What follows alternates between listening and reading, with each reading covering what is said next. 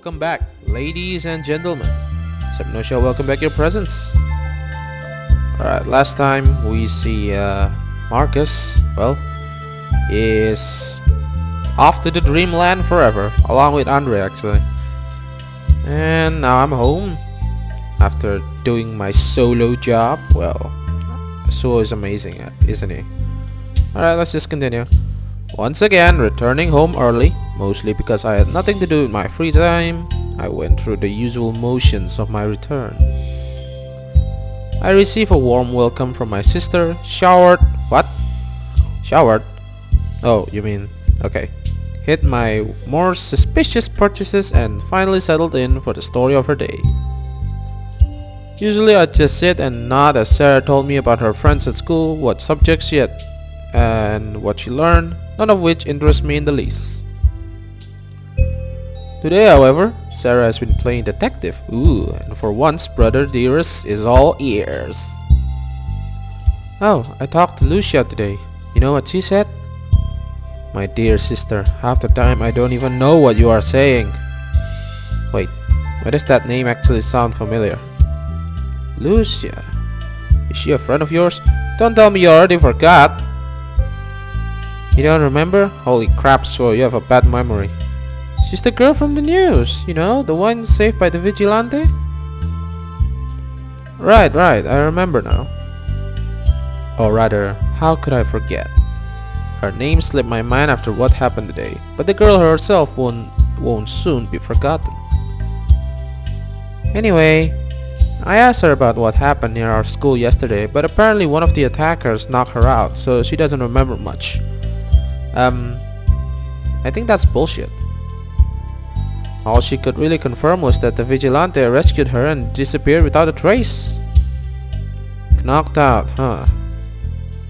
Well, that's one way to get people to stop asking questions. Sara's giving this girl too little credit. But is that it? After a full day of interrogation, surely Sara got more out of her than that. Does she know anything about the police investigation? I know it's only been a day, but have they made up any progress? Hehe, I got your attention after all. Spill it up, hurry! I cannot wait. Apparently, the vigilante didn't leave a trace. Okay. No murder weapons, no fingerprints, no sign of forced entry. He just vanished. Really? Yes, the perfect crime. Sorry. I mean, I did take my weapon with me and I didn't need to break in, but no fingerprints? Yeah, isn't that impossible? I didn't wear gloves and I'm sure I touched at least the floor during my scuffle with the second attacker. Did Lucia clean up after I left, or do I just have a knack for crime? I think you have a knack for crime. Why would she clean up? Why? That doesn't make sense. It's not even her house. Whatever the case, I'm not behind bars, so I guess I couldn't have done too badly. Anyway, enough about that. How was your day? My day is so freaking great. I see one of my friends murdered before my eyes. You're back early again today. Did you change shifts or something? Ah, right. As far as Sara knows, I'm still working for Mr. Bordeaux, pulling long, physically demanding shifts at that damn warehouse. I guess things would be easier if I told Sara that my hours have changed. At least then I'd have more freedom to come and go as I please.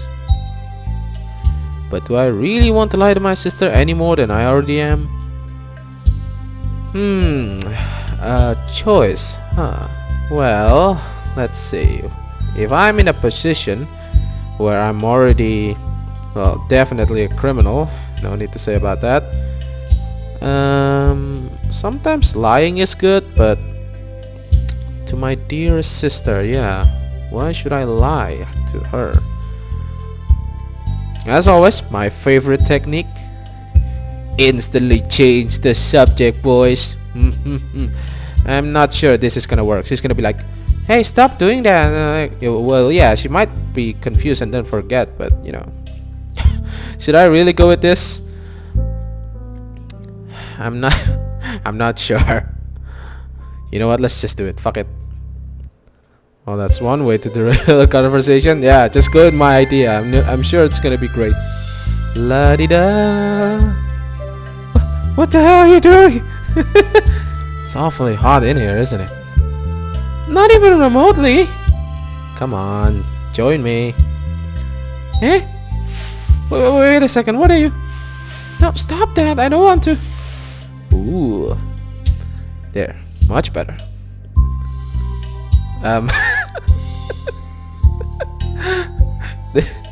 This is the best choice I've ever made. You pervert! Well, at least I'm safe. Honestly, can you ever just be straight with me? If something happened at work and you don't want to talk about it, just say so. If only it were that simple. Yeah. I guess it was a bad idea after all, I'm sorry. But the stuff I don't want to talk about is nothing like what she's expecting. How the hell am I supposed... Hey, you know, today I saw a guy just die in front of me. I can't do that. Rather than keeping quiet out of embarrassment or awkwardness, I'm doing so to stop Sara from being an accessory and to not relieve such a terrible event. Even so, I do owe her some kind of explanation, and my work hours would probably continue to shift in the future. I'd better prepare Sara for what's yet to come. Are we gonna train her to become an assassin? Well, I was going to wait until the change was finalized before telling you, but I have changed positions at work. Struggling to avoid my sister's prying gaze, I attempted to praise my excuse so that it wasn't technically a lie.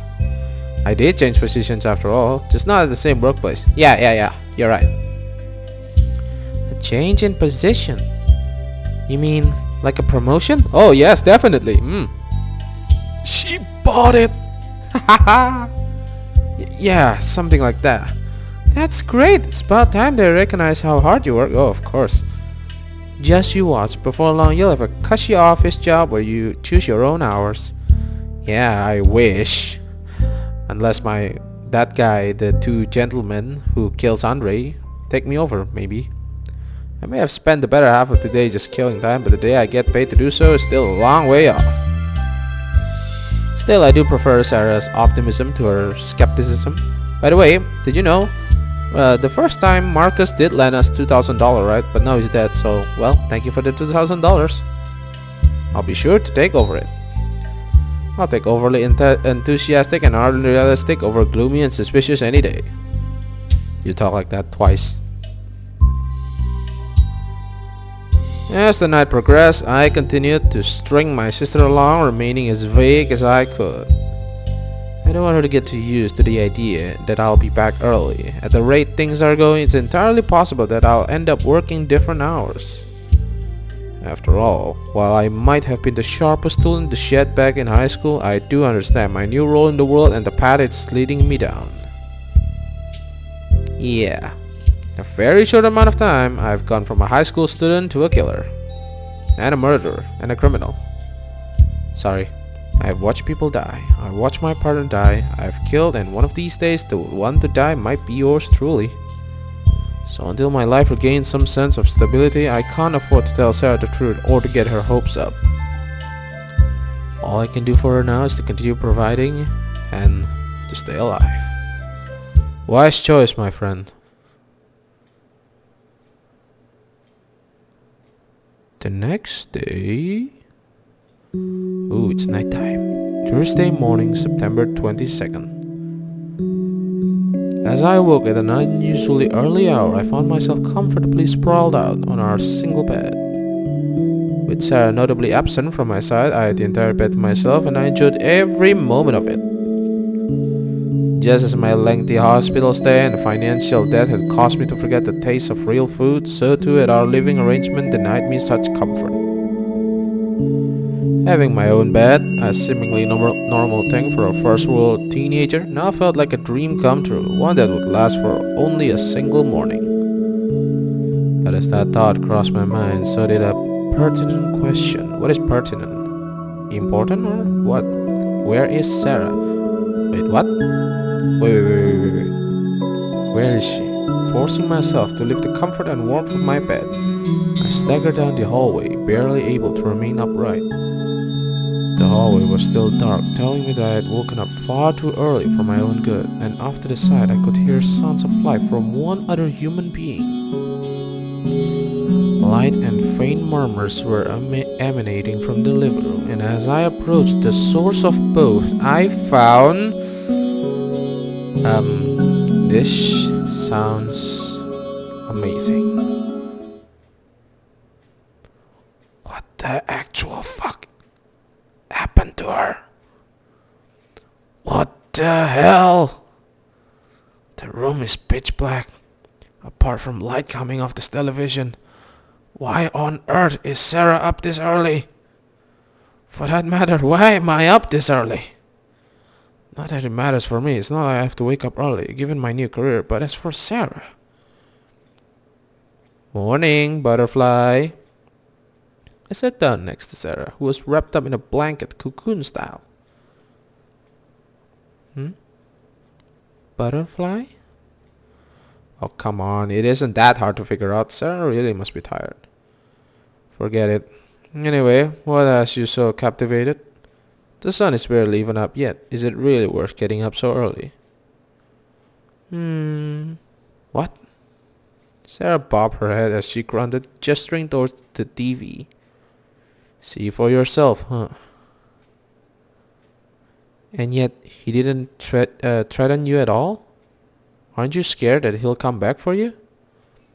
Not at all. Ah, that's the girl. I mean, he did tell me not to talk to the police, but he'd never threaten me.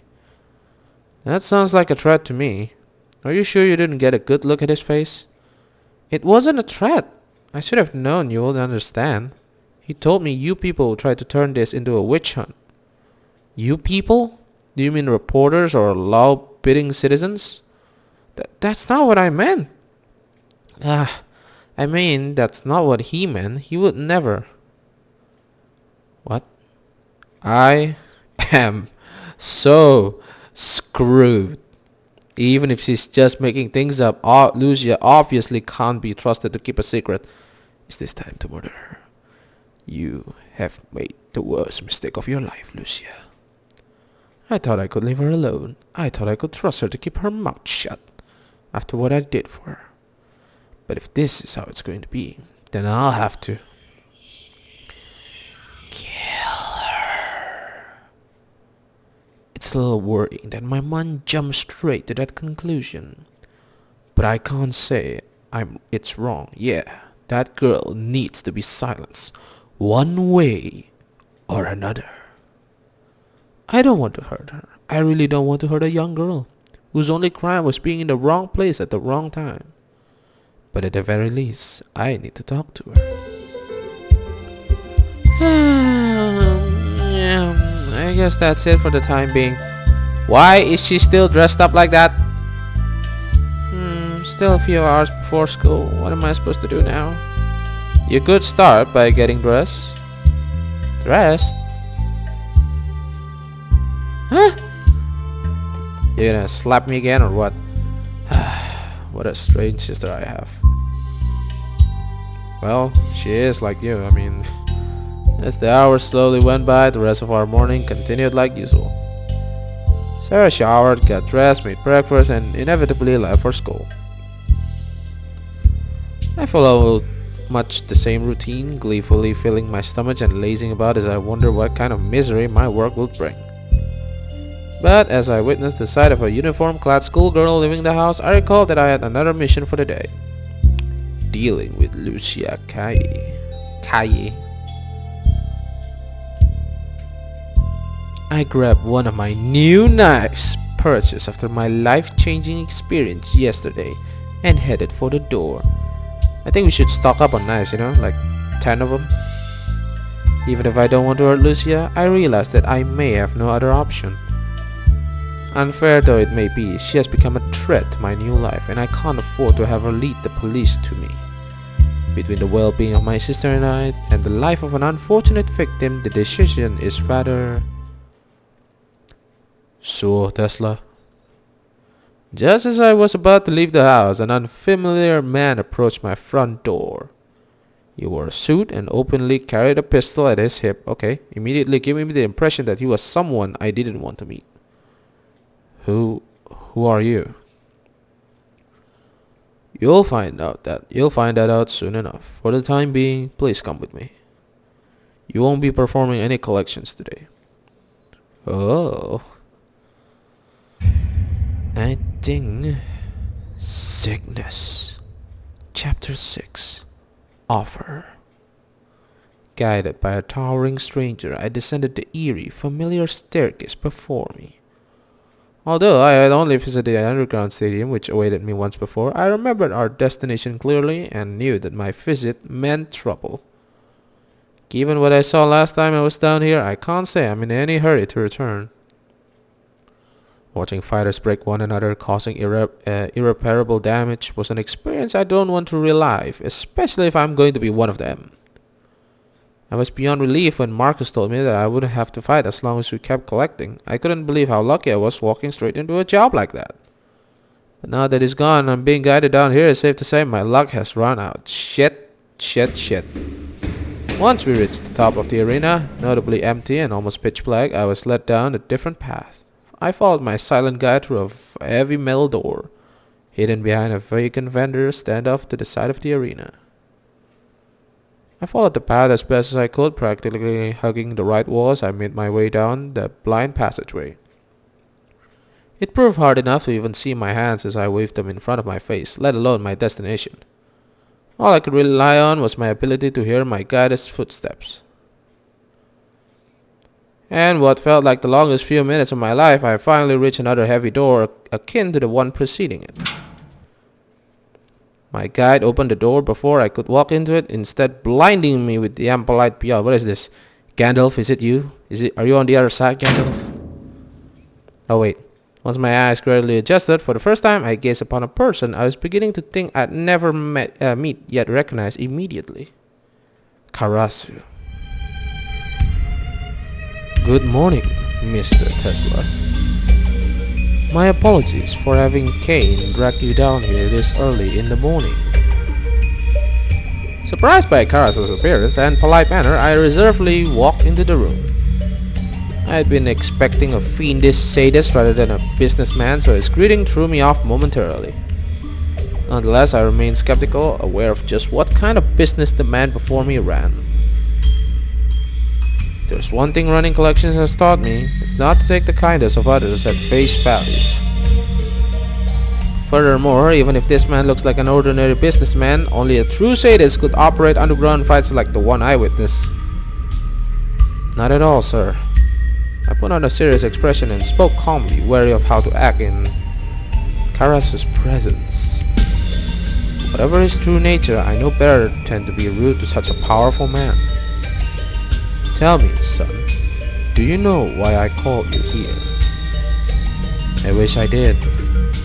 I had initially assumed that I was being forced to fight after all, given the timing and the manner in which I was fetched. But if that were the case, I wouldn't be meeting such a rich and powerful man, and he certainly wouldn't seem so happy or accommodating. Realizing that my first conclusion was likely wrong, I tried to think of the next most likely scenario.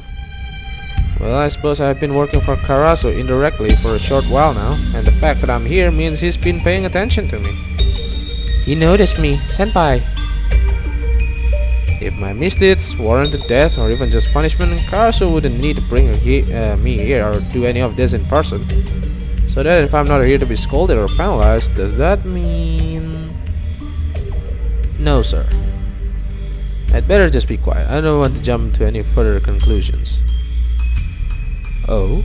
Not even a little hint? I figured that twit Marcus would have said something. Before his tragic demise, of course. Shit. Now, don't be like that. This is a joyous occasion. My child, I brought you here today to offer you a job. Ooh. Wait, what? Seriously? That's right. You see, my business expands much further than gambling and underground fighting. You might even say that I'm in the middle of building my own empire. In order for my dreams to become reality, however, I require individuals with certain skills. Ooh, as quickly as my excitement had peaked, the uncomfortable sensation in my stomach returned. All great leaders need loyal subjects capable of executing their master's will. And it just so happens that you're the kind of subject I've been looking for. A healthy, serious young man with desirable skills and a logical mind. Someone who can adapt to undesirable situations without batting an eye and with no qualms about my business. Karasu spoke elegantly, but the undertone of what he was saying gave me reasons to pause. By my ability to adapt to undesirable situations, he's no doubt talking about my handling of Marcus' death or how I continue to work without delay. But if that's the case, he's giving me too much credit. I'm not as unshakable or devoted as that particular event might make me out to be. I'm just a guy who's desperate for money and had no idea how to handle what was going on around him.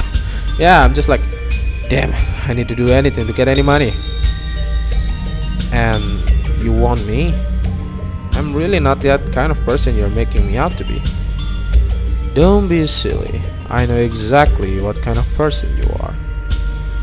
I have hired and fired literally hundreds of people this past year alone. It's my job to read a person's character. So believe me when I say that if you weren't perfect for what I have planned, you wouldn't be here. If he's had to fire literally hundreds of people this past year alone, isn't that proof that Karasu's a terrible judge of character? Yeah, it actually does. It kind of makes sense. Like, wait, if you know you can judge people's character, why would you hire them in the first place? Not that I'd be stupid enough to actually say that out loud. You can actually, but we're gonna get one ticket to Dreamland forever. Otherwise known as Rest in Peace. If you say so. But what kind of job are we talking about? I'm afraid it's not a job so simple as to be classified.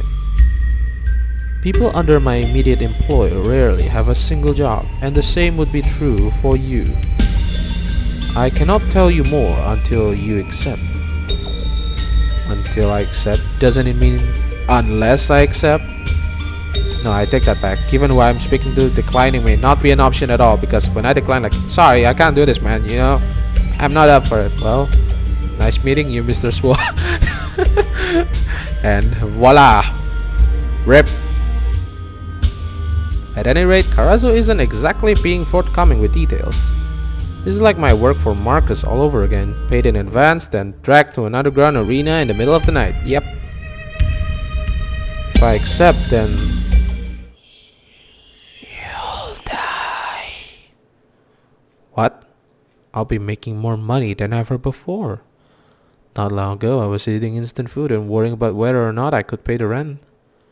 Even now, my first paycheck will soon dry up, and I'll need another source of income. Working directly for Karasu would be like a dream come true. You will die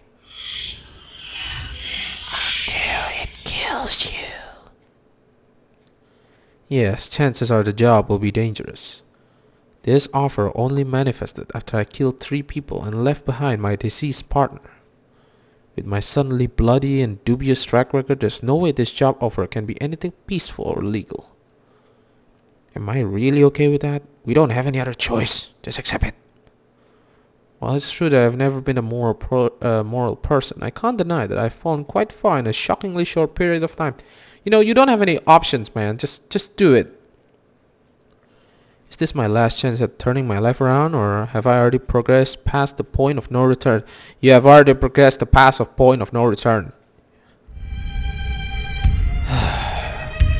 So that's how it is, huh? I understand your reservation. I know that you're only just getting used to your new life.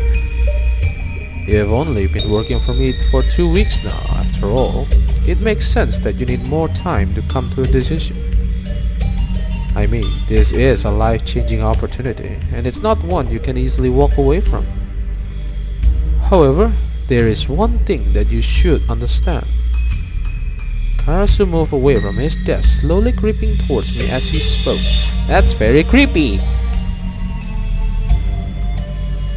Have you never wondered why a town like this, one so horribly discriminate, has such a low crime rate? It's because this is a town where crime itself doesn't exist. Police, judges, politicians, they're all controlled by those with money and power. If they say something is legal or a person is innocent, then that's how it is.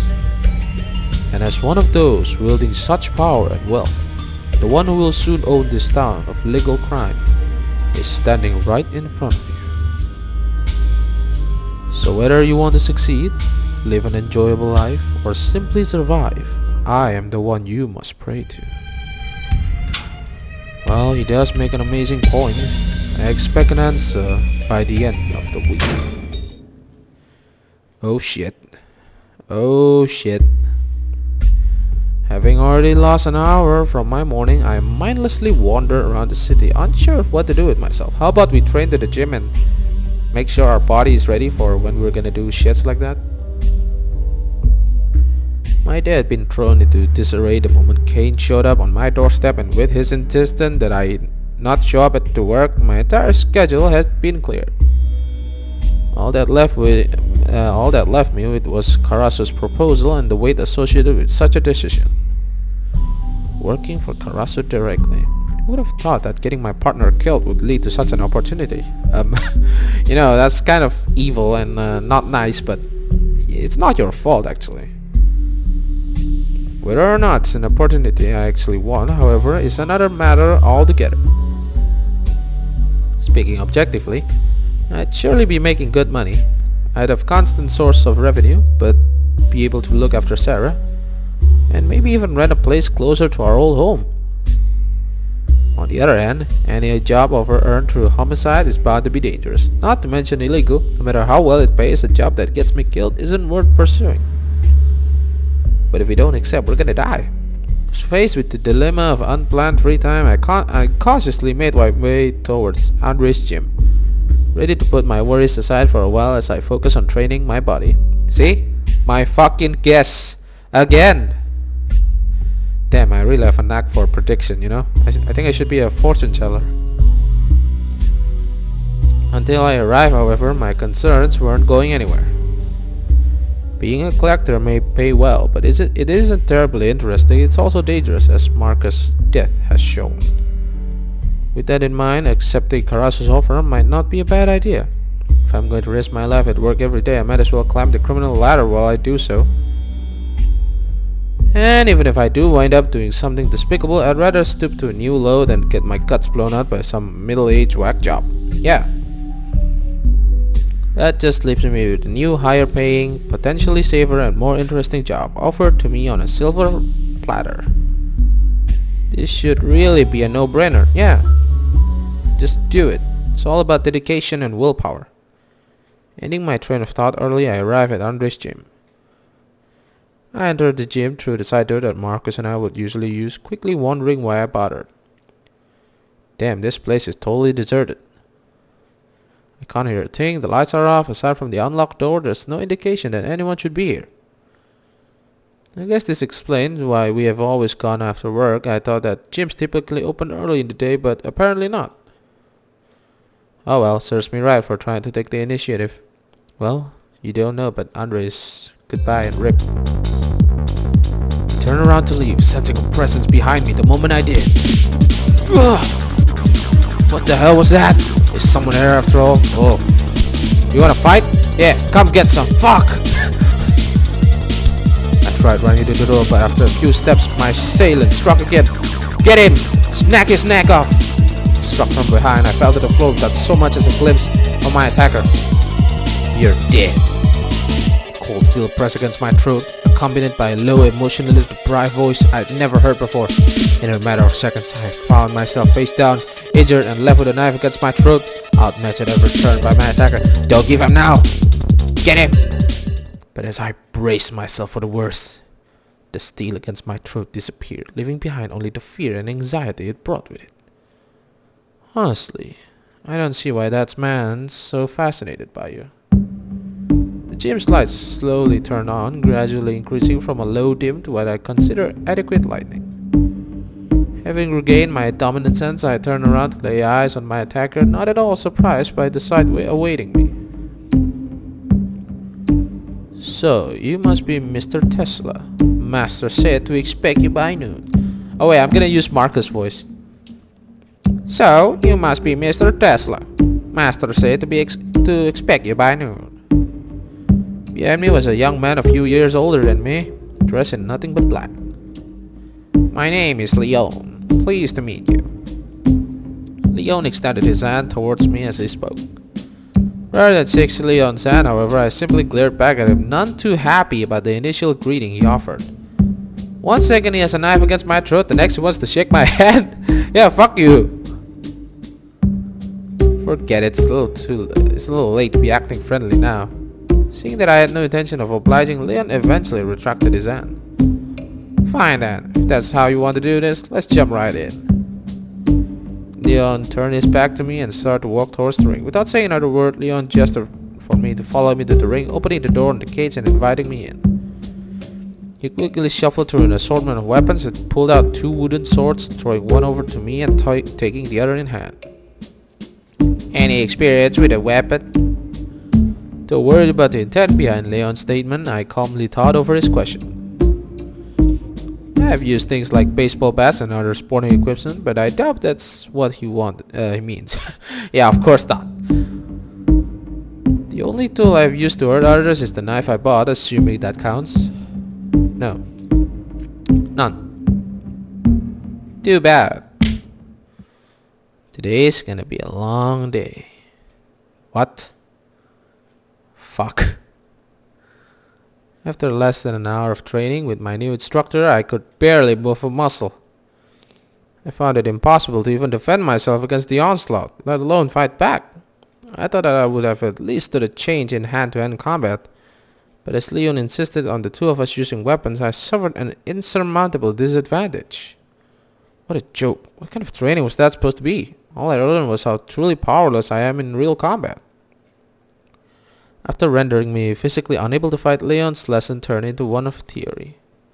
He showcased a variety of weapons, explained how to use them, defend against them, which to use in what situation. All good advice that fell on deaf ears. Barely conscious, there's no way I could absorb such a wealth of information. I couldn't even stand, let alone think. Yeah. Leon soon picked up on this, offering me a short break before bringing out his bag full of weapons once again. We repeated the cycle a handful of times, and every time the length of our sparring was reduced exponentially. Finally, after I threw up for the 6th time, Leon gave up, leaving me alone in the dark, empty gym. What am I supposed to do now? Wait, you threw up 6 times? Holy crap, that's a lot. Like, that is really a lot. If I try to stand up again, I'm just going to pass out from the pain. And with the number of bruises decorating my torso, laying down is an option either. I guess there's really only one thing I can do. Sara might be worried, but right now, it can't be helped. I'll just have to make it up to her. Once I finally wake up.